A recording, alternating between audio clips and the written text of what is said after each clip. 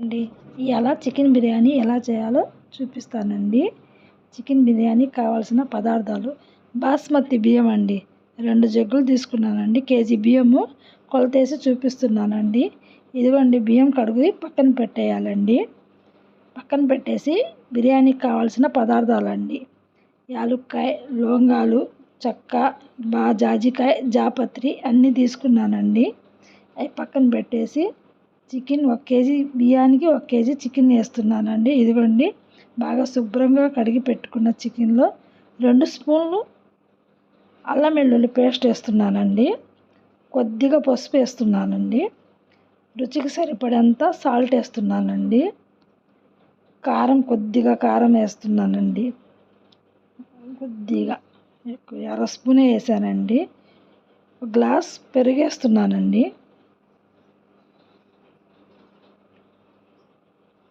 ఇవన్నీ బాగా కలుపుకోవాలండి.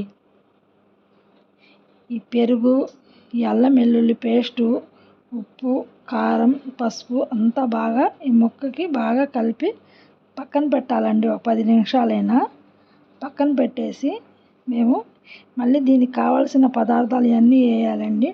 అల్లం వెల్లుల్లి పేస్ట్ వేయాలండి. కొబ్బరి పేస్ట్ అస్సలు వేయకూడదండి బిర్యానీకి.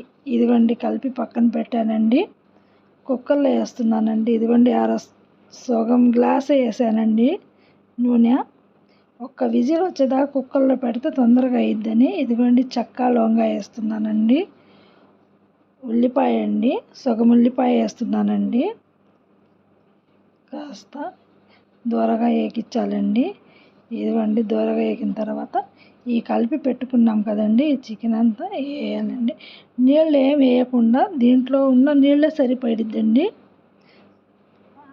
1 విజిల్ చాలండి. ఇదిగోండి మెత్తపడిపోయిందండి. ఈ పక్కన తీసి పక్కన పెట్టేద్దామండి.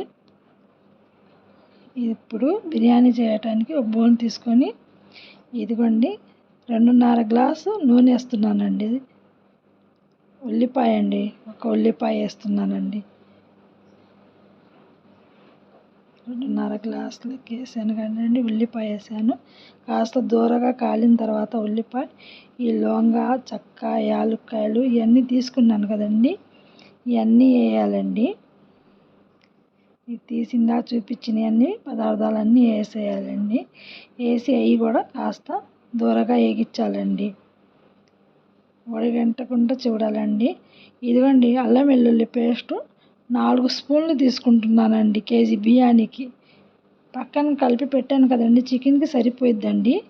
ఇది మేము తీసుకున్న బియ్యానికే కొలత అండి. ఇది 4 స్పూన్లు వేస్తున్నానండి. ఇంకా కొబ్బరి పేస్ట్ ఏమి వేయకూడదండి, అల్లం వెల్లుల్లి పేస్ట్ చాలండి. బాగా దూరగా వేగించాలండి. ఎంత వేగితే అంత రుచిగా ఉండిద్దండి. ఇదిగోండి కొద్దిగా జీడిపప్పు వేస్తున్నానండి. అడుగంటకుండా బాగా చేయాలండి. ఇదిగోండి 3 పచ్చిమిరపకాయలండి. ఇదిగోండి 2 టమాటాలు వేస్తున్నానండి. ఇవి కూడా బాగా దూరగా వేగించాలండి. ఈ మసాలా ఎంత బాగా ఎర్రగా వచ్చిద్దో అంత రుచిగా ఉండిద్దండి.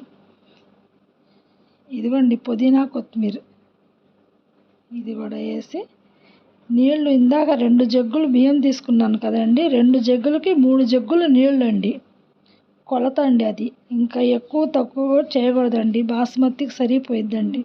పక్కన మేము చికెన్ పెట్టాం కదండి, దాంట్లో ఏం నీళ్లు రావండి. ఇదిగోండి రుచికి సరిపడంత ఉప్పు వేసానండి. కల్లుప్పు వేయాలండి.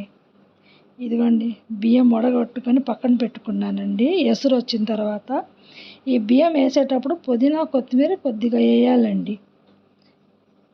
ఇదిగోండి కొద్దిగా సిమ్ మీద పెట్టి చూద్దామండి. ఇదిగోండి అన్నం ఉడుకుతుందండి. పొలం ఇది ఉడికేటప్పుడు మేము పక్కన తీసి పెట్టాం కదండి చికెను, ఈ చికెన్ని ఇదిగోండి ఈ అన్నంలో వేసేసానండి. ఇవన్నీ బాగా కలిపానండి. ఇదిగోండి సిమ్ చేసి కొద్దిగా రంగు వేస్తున్నానండి. ఈ 2 కలర్స్ వేసానండి. నేను సిమ్ మీద ఒక 10 నిమిషాలు పెట్టాలండి. ఇదిగోండి వేడి వేడి బిర్యానీ రెడీ అయిపోతుందండి. చికెన్ బిర్యానీ సూపర్గా ఉండిద్దండి. ఒక్కసారి చూడండి. సూపర్ అంటే సూపర్.